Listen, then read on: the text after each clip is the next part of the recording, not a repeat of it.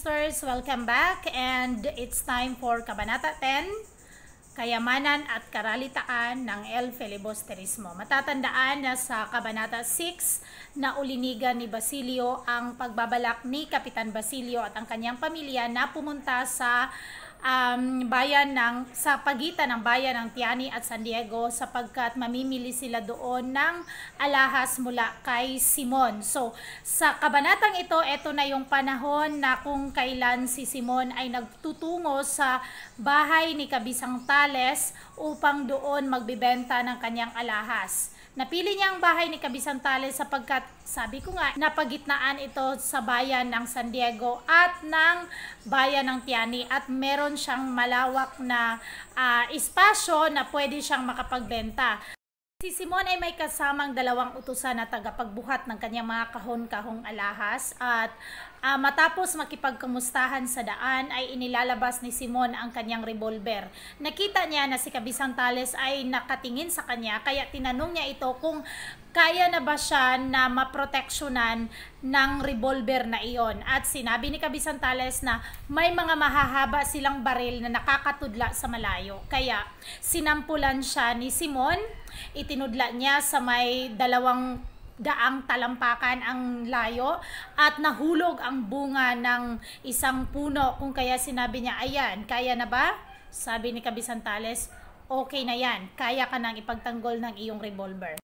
Nagdatingan ang mga panauhin at babatian sila ng maligayang Pasko, nag-uusap-usap sila hinggil sa mga misa, sa ani, sa presyo ng mga alahas at kung ano-ano pang mga usapan. Din si Hermana Penchang na amo ni Huli. Sa pagkakataong ito, hindi niya isinama si Huli sapagkat pinapasaulo niya ng mga libro ng dasal. Kasi daw si Huli ay parang salaan, puno lang kapag nasa tubig. Hindi daw mabilis matuto sa pag-aaral ng mga dasal. 50 beses daw inuulit ang pagbabasa ni Huli ay hindi pa naisa sa ulo yung libro ng dasal. At sinabi niya na may indulhensya ka daw na matatanggap kung sakasakaling maisaulo mo yung libro na iyon.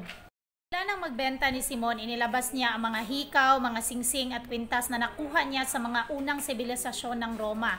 At sinasabi niya na ito daw ay galing sa kung sino-sino mga rena, mga prinsesa at mga dama at sinasabi din niya yung nakakalulang halaga ng mga ito. Inilalabas din niya ang iba't ibang mga mamahaling bato katulad ng sapiro, esmeralda, ruby, turquesa, brilyante at iba pa. At ang lahat ng mga nandoon ay humahanga sa nakikita nilang mga magagandang mga alahas at mga hiyas. At nang minsang nasabi ni Simon ang halaga sa mga ito, nakapagsus Mariosep si Hermana Penchang sa halaga ng mga ito sapagkat napakamahal ang mga alahas ni Simon.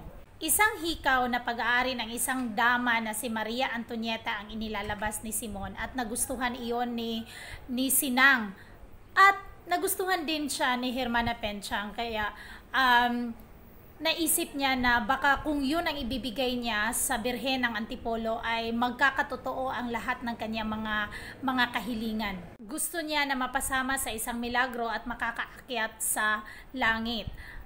Labas pa ni Simon ang iba pa niyang mga daladala at si Tales ay parang natukso na rin na tumingin at nakita iyon ni Simon. Ramdam ni Tales parang iniinsulto ng kayamanang iyon ang kanyang kahirapan o ang kanyang karalitaan. Isip ni Tales na kapag meron siyang kahit isa sa mga brilyanteng iyon o sa mga hiyas na iyon, ay maaaring makuha niyang muli ang kanyang bukirin at matubos niya ang kanyang anak na nagpapaalila. Parang nahuhulaan ni Simon ang iniisip ni Tales. Sinasabi niya, tingnan niyo ang isang ito, maliit at tahimik, ngunit kaya nitong maipatapon ang lahat ng kanyang mga kaaway. Kumuha naman siya ng isa at sinabi niyang eto naman napakaliit na batong ito na kulay dugo. Kaya nitong maibalik ang mga anak na nawalay sa atin na nagpapaalila sa iba. So parang ginagamit niya yung tunay na nangyayari sa buhay ni Tales upang maipakita ang kahalagahan ng kayamanan na kung meron kang kayamanan, kaya mong gawin kung ibig mong gawin sa mga oras na iyon. Habang ang lahat ay namangha sa mga ipinapakita ni Simon, nag-iiba ang kahulugan nito kay Tales sapagkat dahil sa mga pangyayari sa buhay niya, yung pag-aangkin ng kahit na isa man lang sa hiyas na yon ay nangangahulugang pagwawakas ng kanyang mga kalungkutan at kaapihan na nagaganap sa kanyang buhay.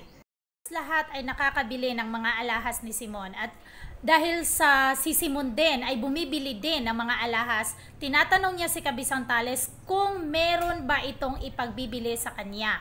Ngunit sinabi niya na lahat ng mga alahas at mga hiyas nila ay naibenta na ng kanyang anak na dalaga dahil sa pagkakakidnap niya. At sinabi ni Sinang na yung laket ni Maria Clara, so yung lakit na iyon ay may brilyante at esmeralda. Iyon lamang ang hindi ipinagbili ni Huli noong nangangailangan siya ng perang pantubos sa kanyang ama.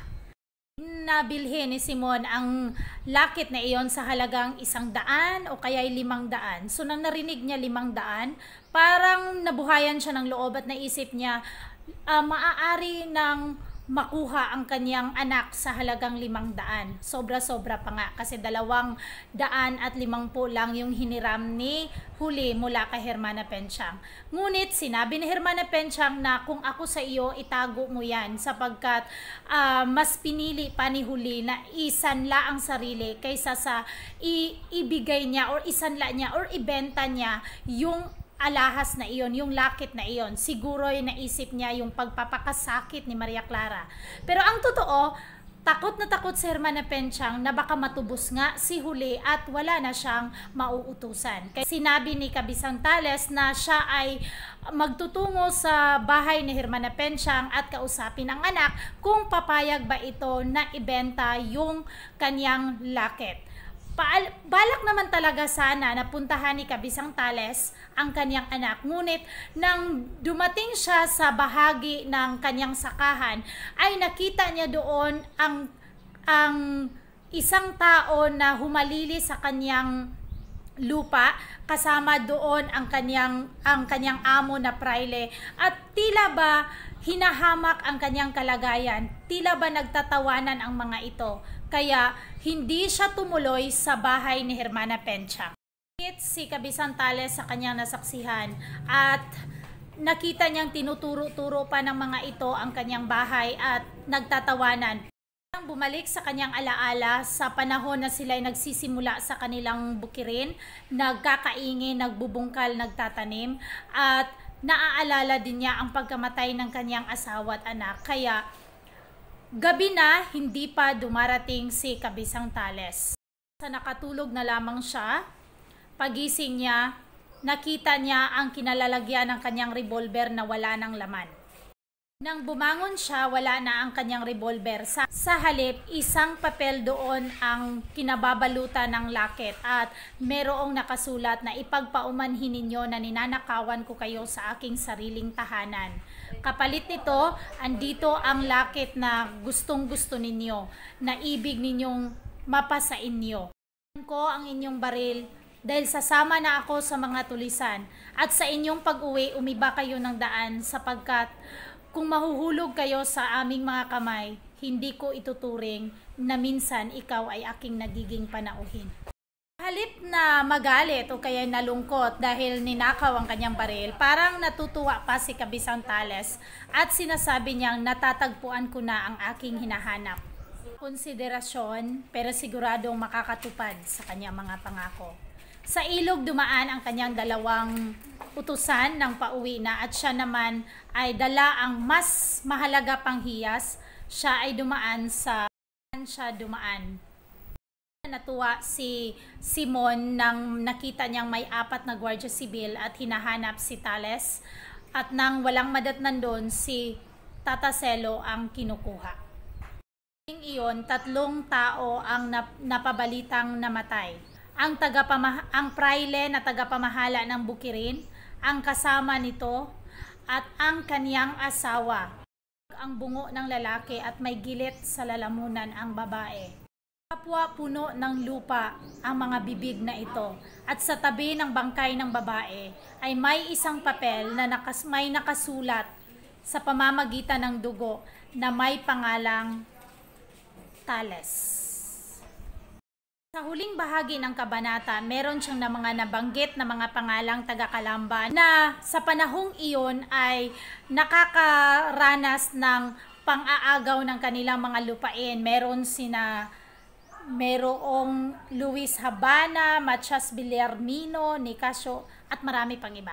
Basta't maraming mga pangalan na taga-Kalamba ang nabanggit sa kabanatang ito na ang mga iyon ay nakakaranas ng pangangamkam ng lupain ng mga praile sa panahon ng mga Kastila. At sinasabi sa kabanatang ito na huminahon kayong mga taga-Kalamba. Kayo sa inyong kinasasadlakan, balang araw, makakamit din ninyo ang katarungan. Ang kabanatang ito na kayamanan at karalitaan ay pagpapakita sa kaibahan ng dalawang tao sa lipunan. Yung kayamanan na sumisimbolo kay Simon at yung karalitaan na sumisimbolo kay Kabisan Tales. Isipin ninyo na ang isang katulad ni Kabisan Tales na namumroblema, balot ng kalungkutan ang kanyang kapaskuhan, kinabukasan merong panauhin na nagbebenta ng kanyang mga alahas doon. So parang pakiramdam ni Kabisan Tales, iniinsulto ng kayamanang iyon ang kanyang karalitaan. Ipinapakita dito ni Dr. Jose Rizal na malaki ang nagagawa ng pera sa panahong iyon, sapagkat ipinamumukha ni Simon kay Kabisan Tales na etong isang brilyanteng ito, kaya nitong maipabalik ang anak na nawalay sa kanya. Agaw ng lupain sa Kalamba ay totoong nagaganap sa buhay ni Dr. Jose Rizal. Kaya nga, nung sa kapanahunan na ang el filibusterismo ay kanyang ipapalimbag, nagkakaroon siya ng suliranin sa pera sapagkat yung sakahan ng kanilang pamilya ay sinasamsam din ng mga praile. Kung kaya, yung nagaganap sa sektor ng mga magsasaka ay inilalarawan ni Dr. Jose Rizal sa kabanatang ito. Pangalawa sa dapat nating pansinin, yung paniniwala ni Hermana Pensyang na pag nakakabigay siya daw ng mamahaling hiyas sa Birhen ng Antipolo ay magkakatotoo ang lahat ng kanyang mga kahilingan. Isa po itong maling paniniwala na pinaniniwalaan ng marami noong unang panahon. Walang sino man nakapag-correct noon na hindi tama yan, hindi maganda yan, yung mga ganon. At sa panahon ding iyon, ipinakita ni Dr. Jose Rizal na ang sukatan ng kayamanan ay makikita sa kung ano ang meron ka.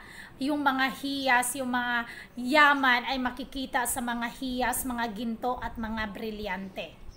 Pangangamkam ng korporasyon ng mga praile ng lupain sa Kalamba ay totoong nagaganap. Batay sa isang liham ni Luis Habana kay Dr. Jose Rizal noong Enero 11, 18 at 91 ay sinasabi niyang si Felipe Buencamino, isang abogado, ay nagiging abogado ng bayan, nakikipaglaban sa mga nagbubuhi sa naturang lupain. Ayon sa liham, hindi naman walang maipakitang katibayan ang mga praile na sa kanila yung lupa, at yung mga taga-Kalamba naman ay walang maipakitang katibayan na sa kanila din yung lupa. Ngunit sinamsam ito sa kanila at natalo sila sa usapin. Sa pangyayaring ito, ang pamilya ni Dr. Jose Rizal ay nagtutungo sa Los Baños at doon na tumira. At meron pang isang pangyayari na yung bayaw niya, yung asawa ng kanyang kapatid, ay dinapuan ng kolera at namatay. At tinanggihan itong mailibing sa sementeryo.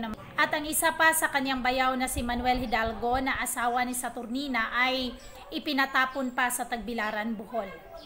Ang mga pangalan na nabanggit sa kabanatang ito ay mga totoong taga-Kalamba. So yan lamang po ang aking maibabahagi sa inyo sa Kabanata 10, Kayamanan at Karalitaan. Sana may nakukuha po kayo na mga bagong kaalaman hanggang sa susunod nating pagtatalakay sa Kabanata sa El Filibusterismo. Bye-bye po, maraming salamat.